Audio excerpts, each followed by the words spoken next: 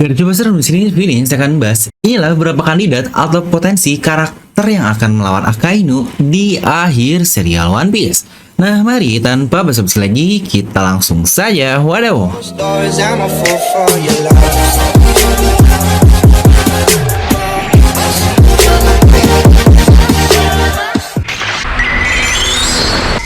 Nah, seperti biasa, sebelum lanjut video ini lupa untuk subscribe dan juga nyalakan bel notifikasinya ya. Karena kalian tidak akan tertinggal yang masih menarik seputar One Piece hanya di channel Devil Nomi. Terus pastikan sebelum kalian komen, kalian tonton terus sampai habis agar tidak ada informasi yang miss dan tersesat seperti Babang Zoro. Nah, berhubungan dengan saga terakhir dari serial One Piece ini, pastinya akan langsung buat konflik dengan yang namanya pemerintah dunia. Dan pastinya segala turunannya juga seperti Ciperpol dan tentu saja Angkatan Laut. Sosok antagonis di serial ini karena pemeran utama kita adalah di pihak bajak laut. Ingat di sini saya cuma bilang peran saja ya, antagonis dan protagonis. Saya tidak membahas siapa yang benar dan siapa yang salah. Karena ya seperti kata-kata Kurohige juga, keadilan benar atau salah mau cari sampai kapanpun kau tidak akan menemukan jawaban pastinya. Yang ini salah satu quotes terbaik juga di serial One Piece. Yang sebenarnya dari situ Oda memainkan paralel yang luar biasa di dunia One Piece ini dan sangat baik sekali. Dan dengan adanya sosok angkatan laut dan tingkatan tertingginya adalah Sakazuki alias Asuino, salah satu karakter yang kurang diperhitungkan untuk menjadi musuh terakhir karena kita pasti terlalu fokus ke Kurohige mulu, yang padahal sejak dahulu Oda sudah membuat paralel di antara keduanya, yaitu Kurohige dan Akainu sebagai bagian terakhir dari One Piece dan bukan Kurohige saja. Nah, kira-kira siapa nih yang akan melawan Akainu di penghujung cerita ini?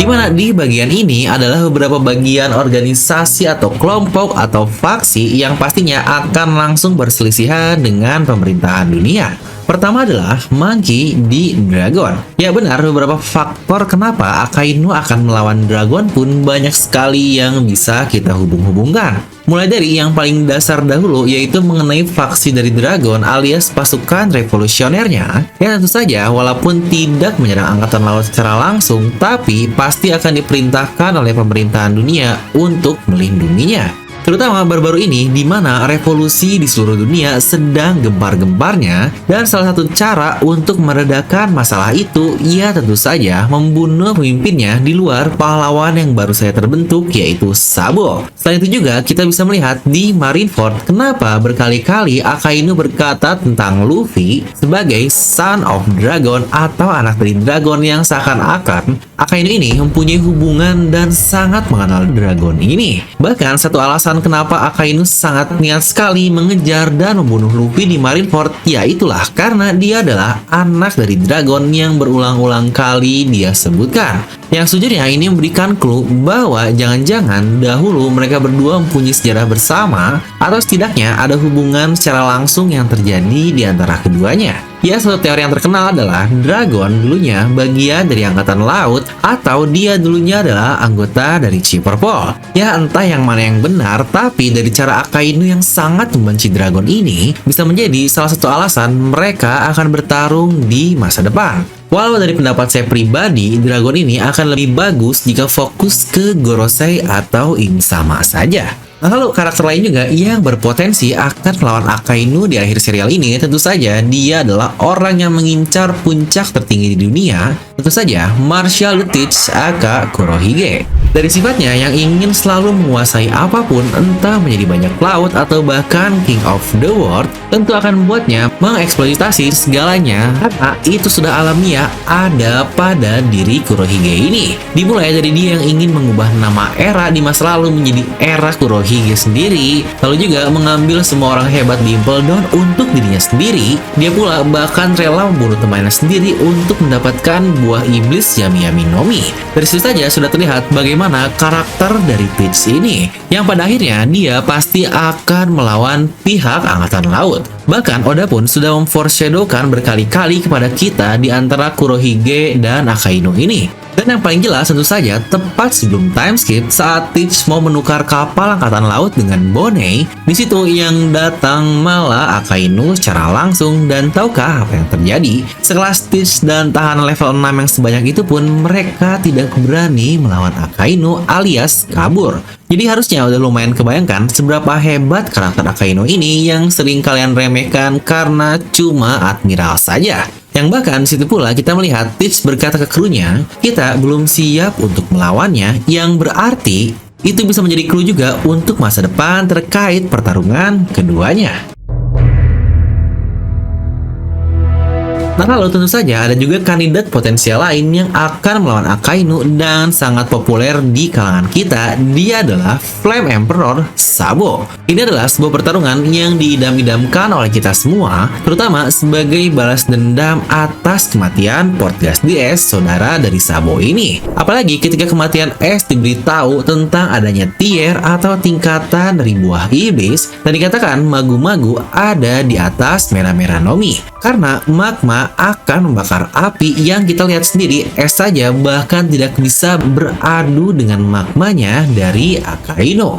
Nah, dan inilah yang nantinya balas dendam tersebut akan kembali membuktikan bahwa sang kaisar api atau Flame Emperor bukanlah hal yang dapat dikalahkan hanya karena sekedar tier buah iblis saja, dan Sabo akan membuktikan hal itu di masa depan ketika melawan Akainu. Merah-merah bisa saja lebih kuat dari magu-magu Nomi. Dimana tentu saja satu karakter terakhir yang menurut saya pribadi menjadi kandidat terkuat orang yang akan mengalahkan Akainu di masa depan, tentu saja dia adalah kapten kita sendiri, yaitu Monkey D. Luffy. Bahkan saya sendiri yakin jika sebenarnya Akainu lebih cocok menjadi lawan terakhir Luffy dibandingkan Kurohige. Kenapa? Nah, pertama, alasan paling jelas adalah dia akan melawan Akainu sebagai balas dendam kematian kakaknya, yaitu S yang bahkan di depan matanya. Nah, dimana sebenarnya salah satu foreshadow unik yang udah berikan kepada kita baru-baru ini terkait Luffy yang akan melawan Akainu di masa depan adalah ketika Luffy mengalahkan Kaido